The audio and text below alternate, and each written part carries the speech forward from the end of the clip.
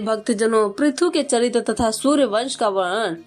भीष्म जी ने पूछा, ब्राह्मण, सुना जाता है पूर्व काल में बहुत से राजा इस पृथ्वी का उपभोग कर चुके हैं। पृथ्वी के संबंध में से ही राजाओं को पार्थिव या पृथ्वी पति कहते हैं, परंतु इस भूमि की जो पृथ्वी संज्ञा है वह किसके संबंध से हुई है? भूमि को यह परिभाषित संज्ञा किस लिए दी गई अथवा उसका गौर नाम भी क्यों पड़ा, यह मुझे बताइए। पुलस जी ने कहा, स्वयंभू मनु के वंश में एक अंग नाम के प्रजापति थे। उन्होंने मृत्यु को कन्या सुनीता के साथ विवाह किया था। सुनीता का मुख बड़ा कुरूप था। उससे वेन नामक पुत्र हुआ जो सदा अधर्म में ही लगा रहता था। वह लोगों की बुराई करता और पराई स्त्रियों को हड़प लेता था। एक दिन महर्षियों ने उसकी भलाई और जगत के उपकार के लिए उससे बहुत कुछ समझाया बुझाया, परंतु उसका अंतःकरण अशुद्ध होने के कारण उसने उनकी बात नहीं मानी, प्रजा को अभय दान नहीं दिया। तब ऋषियों ने शाप देकर उसे मार डाला। फिर अराजकता के भय से पीड़ित होकर प्रहित ब्राह्मणों ने वेन के शरीर का बलपूर्वक मंथन किया। मंथन करने पर उसके शरीर से पहले मलेच्छ जाति उत्पन्न हुई, जिनका रंग काले अंजन के समान था। तत्पश्चात उसके दाहिने अंग से एक दिव्य तेजोमय शरीरधारी धर्मात्मा पुरुष का प्रादुर्भाव हुआ, जो धनुष बाण और गदा धारण किए हुए थे तथा रत्नमय कवच एवं अंगा आदि आभूषणों से विभूषित थे। वे पृथ्वी के नाम से प्रसिद्ध हुए। उनके रूप में साक्षात भगवान विष्णु ही अवतरित हुए थे। ब्राह्मणों ने उन्हें राज्य पर अभिषेक किया। राजा होने पर उन्हें देखा कि इस भूतल से धर्म उठ गया है, न कहीं स्वाध्याय होता है, न वषटकार यानी कि यज्ञ आदि। तब क्रोध करके अपने बाण से पृथ्वी को विदीर्ण कर डालने के लिए उद्यत हो गए। यह देखकर पृथ्वी गौ रूप धारण करके भाग खड़ी हुई। उसे भागते देख पृथ्वी ने भी उसका पीछा किया। तब वह एक स्थान पर खड़ी होकर बोली, राजन, मेरे लिए क्या आज्ञा होती है?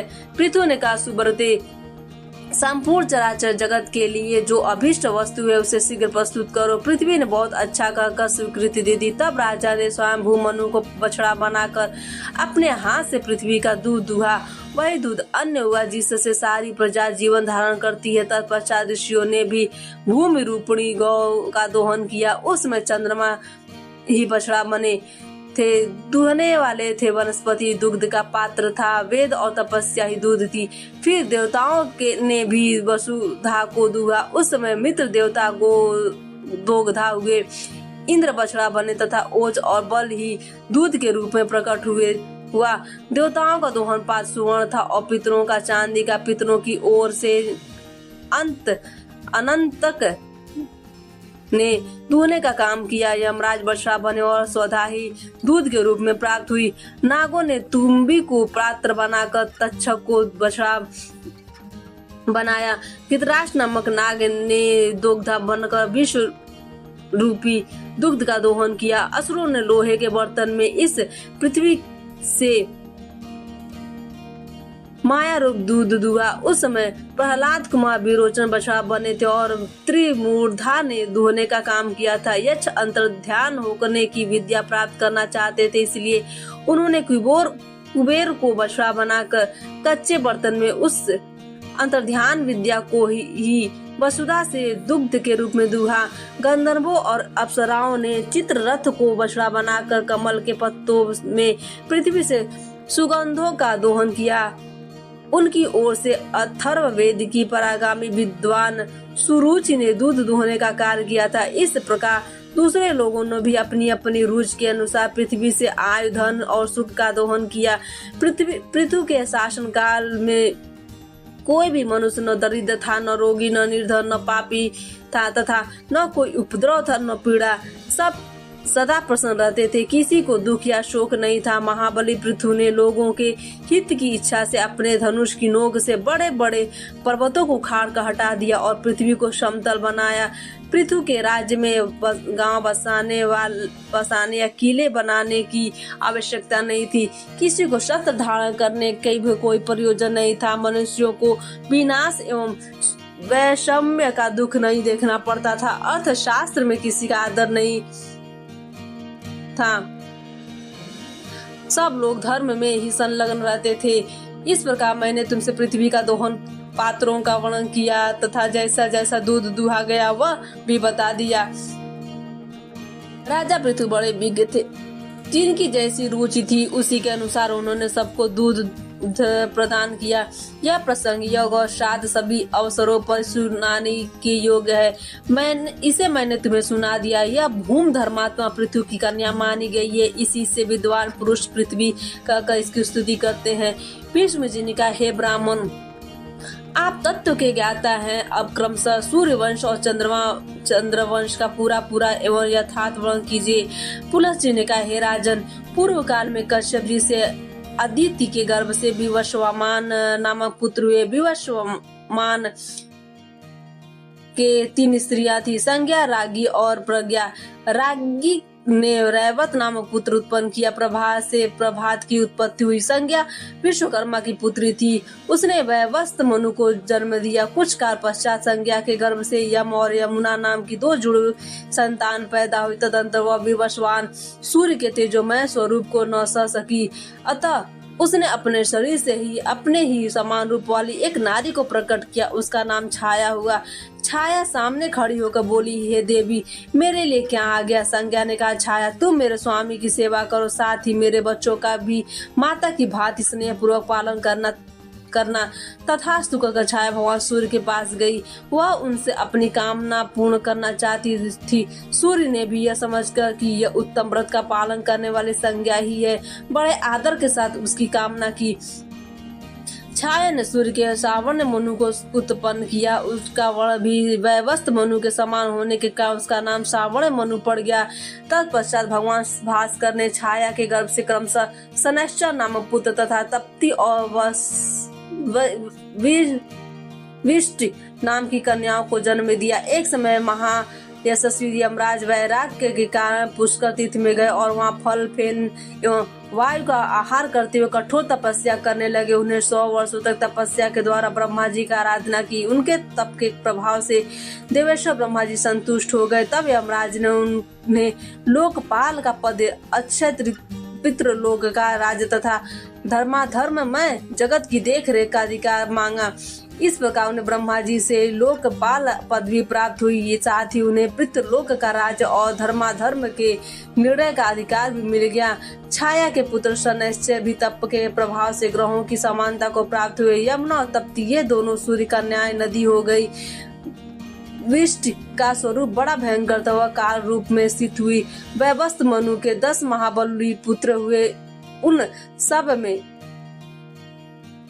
ईल ज्येष्ठ थे। शेष पुत्रों के नाम इस प्रकार है, इक्ष्वाकु, कुशनाभ, अरिष्ट, धृष्ट, अर्यशंत, कुरुष, महाबली, शर्यार्थी, प्रीषद्र तथा नभाग। ये सभी दिव्य मनुष्य थे। राजा मनु अपने ज्येष्ठ और धर्मात्मा पुत्र इल को राज्य पर अभिषिक्त करके स्वयं पुष्कर के तपोवन में तपस्या करने के लिए चले गए। तदंतर उनकी तपस्या को सफल करने के लिए वरदाता ब्रह्मा जी आए। बोले, मनु, तुम्हारा कल्याण हो, तुम अपनी इच्छा के अनुसार वर मांगो। मनु ने कहा, हे स्वामी, आपकी कृपा से पृथ्वी के संपूर्ण राज्य धर्मपरायण, ऐश्वर्यशाली तथा मेरे अधीन हो। तथास्तु कहकर देवेश्वर ब्रह्मा जी वही अंतर ध्यान हो गए। तदंतर मनु अपने राजधानी में आकर पूर्वत रहने लगे। इसके बाद राजा इल अर्थ सिद्धि के लिए इस भूमंडल पर विचरने लगे। वे संपूर्ण द्वीपों में घूम कर वहाँ के राजाओं को अपने वश में करते थे। एक दिन प्रतापी इल रथ में बैठकर भगवान शंकर के महान उपवन में गए, जो कल्प वृक्ष की लताओं से व्याप्त एवं सरमण के नाम से प्रसिद्ध था। उसमें देवाधिदेव चंद्रार्धशेखर भगवान शिव पार्वती जी के साथ क्रीड़ा करते हैं। पूर्व काल में महादेव जी ने उमा के साथ सरवण के भीतर प्रतिज्ञा पूर्वक यह बात कही थी कि पुरुष नामधारी जो कोई भी जीव हमारे वन में आ जाएगा, वह इस 10 योजन के घर घेरे में पैर रखते ही स्त्री रूप हो जाएगा। राजा इल इस प्रतिज्ञा को नहीं जानते थे, इसलिए श्रवण चले गए। वहां पहुंचने पे वे सहसा स्त्री हो गए और उनका घोड़ा भी उसी समय घोड़ी बन गया। राजा के जो पुरुषोचित अंग थे वे सभी स्त्री के आकार में परिणत हो गए। इसमें उन्हें बड़ा आश्चर्य हुआ। अब ईला नाम की स्त्री थे। इला उस वन में घूमती हुई सोचने लगी, मेरे माता पिता और भ्राता कौन है। वह इसी उधेड़ बुन में पड़ी थी। इतने में ही चंद्रमा के पुत्र बुध ने उसे देखा। इला की दृष्टि भी बुध के ऊपर पड़ी। सुंदरी इला का मन बुध के रूप पर मोहित हो गया था। उधर बुध भी उसे देखकर काम पीड़ित हो गए और उसकी प्राप्ति के लिए यत्न करने लगे। उस समय बुद्ध ब्रह्मचारी के वेश में थे। वे वन के बाहर पेड़ों के झुरमुट में छिपकर इला को बुलाने लगे, सुंदरी यह सांझ का समय है, बिहार की बेला है जो बीतती जा रही है। आओ मेरे घर को लीप पोत कर फूलों से सजा दो। इला बोली, तपोधन मैं यह सब कुछ भूल गई हूँ। बताओ मैं कौन हूँ, तुम कौन हो, मेरे स्वामी कौन है तथा मेरे कुल का परिचय क्या है। बुद्ध ने कहा, सुंदरी तुम इला हो, मैं तुम्हें चाहने वाला बुद्ध हूँ। मैंने बहुत विद्या पढ़ी है। तेजस्वी के कुल में मेरा जन्म हुआ है। मेरे पिता ब्राह्मणों के राजा चंद्रमा है। बुद्ध की आवाज सुनकर इला ने उनके घर में प्रवेश किया है। वह सब प्रकार के भोगों से संपन्न था और अपने वैभव से इंद्र भवन को मात कर रहा था। वहाँ रहकर इला बहुत समय तक बुद्ध के साथ वन में रमण करती रही। इधर इला के भाई इक्ष्वाकु आदि मनु कुमार अपने राजा की खोज करते हुए उस श्रवण के निकट आ पहुंचे। उन्होंने नाना प्रकार के स्रोतों से पार्वती और महादेव जी का स्तवन किया। तब वे दोनों प्रकट होकर बोले, राजकुमार मेरी यह प्रतिज्ञा तो टल नहीं सकती, किंतु इस समय एक उपाय हो सकता है। इक्ष्वाकु अश्वमेघ यज्ञ करे और उसका फल हम दोनों को अर्पण कर दे। ऐसा करने से वीरवर इल किम पुरुष हो जाएंगे, इसमें तनी भी संदेह की बात नहीं है। बहुत अच्छा प्रभु, यज्ञ मनु कुमार लौट गए। फिर इक्ष्वाकु के अश्वमेघ यज्ञ किया। इसमें इला किम पुरुष हो गई। वे 1 महीने पुरुष और 1 महीने स्त्री के रूप में रहने लगी। बुद्ध के भवन में स्त्री रूप से रहते समय इला ने गर्भ धारण किया था। उस गर्भ से उन्होंने अनेक गुणों से युक्त पुत्र को जन्म दिया। उस पुत्र का उत्पन्न करके बुद्ध स्वर्ग लोक चले गए। वह प्रदेश के नाम से इलावृत वर्ष के नाम से प्रसिद्ध हुआ। एल चंद्रमा के वंश तथा चंद्र वंश का विस्तार करने वाले राजा हुए। इस प्रकार इला कुमार पुरुरवा चंद्र वंश की तथा राजा इक्ष्वाकु सूर्य वंश की वृद्धि करने वाले बताए गए हैं। इल किम पुरुष अवस्था में सुधुम भी कहलाते हैं। तदंतर सुधुम से 3 पुत्र और हुए जो किसी से परास्त होने वाले नहीं थे। उनके नाम उत्कल गए तथा हरिताश्व थे। हरिताश्व बड़े पराक्रमी थे। उत्कल की राजधानी उत्कला उड़ीसा हुई और गया की राजधानी गया मानी गई है। इसी कारण हरिताश्व को कुरु प्रदेश के साथ साथ दक्षिण दिशा का राज्य दिया गया। सुधुम अपने पुत्र पुरुरवा को प्रतिष्ठानपुर यानी पैठन के राज्य पर अभिषिक्त कर गए। स्वयं दिव्य वर्ष के फलों का उपभोग करने के लिए इलावृत में चले गए। सुधुम के साथ इक्ष्वाकु ही मनु के सबसे बड़े पुत्र थे। उन्हें मध्य प्रदेश का राज्य प्राप्त हुआ। इक्ष्वाकु के 100 पुत्रों में 15 श्रेष्ठ थे। वे मेरु के उत्तरीय प्रदेश में राजा हुए। उनके सिवा 114 पुत्र हुए जो मेरु के दक्षिणवर्ती देशों के राजा बताए गए हैं। इक्ष्वाकु के ज्येष्ठ पुत्र से कुकुत्स नामक पुत्र हुआ।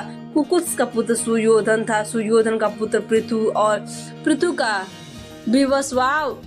विश्वावासु हुआ। उसका पुत्र आर्द तथा आर्द का पुत्र युवनाशु हुआ। युवनाशु का पुत्र महापराक्रमी शाश्वत हुआ, जिसके अंग देश में शाश्वती नाम की पूरी बसाएगी। शाश्वत से बृहदस्व और बृहदस्व से कुवलाश्व का जन्म हुआ। कुवलाश्व धुंधु नामक दैत्य का विनाश करके धुंधु कुमार के नाम से विख्यात हुए। उनके 3 पुत्र हुए, दृढ़ाश्व, दंड तथा कपिलाश्व। धुंधु कुमार के पुत्रों में प्रतापी कपिलाश्व अधिक प्रसिद्ध हुए।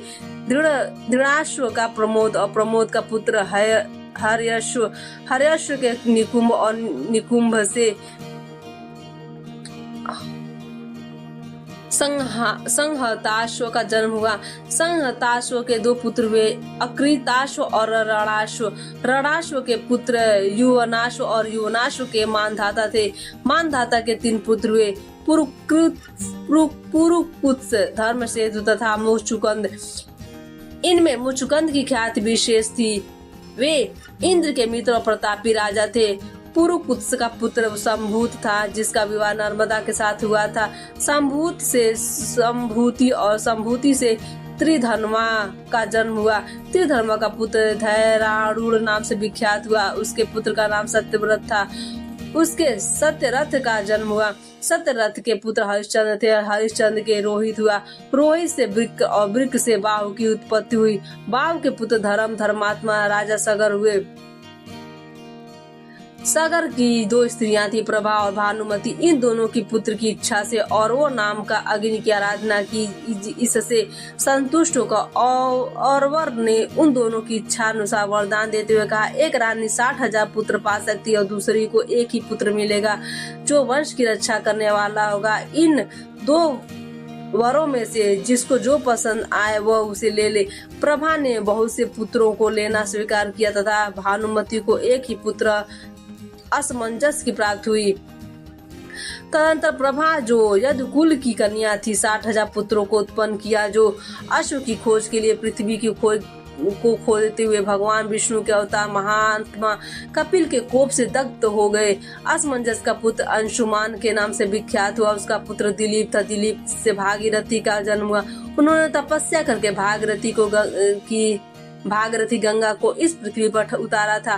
भागीरथी के पुत्र का नाम नभाग हुआ। नभाग के अम्बरीश और अम्बरीश के पुत्र सिंधु द्वीप हुए। सिंधु द्वीप के अयुतायु और अयुतायु से ऋतु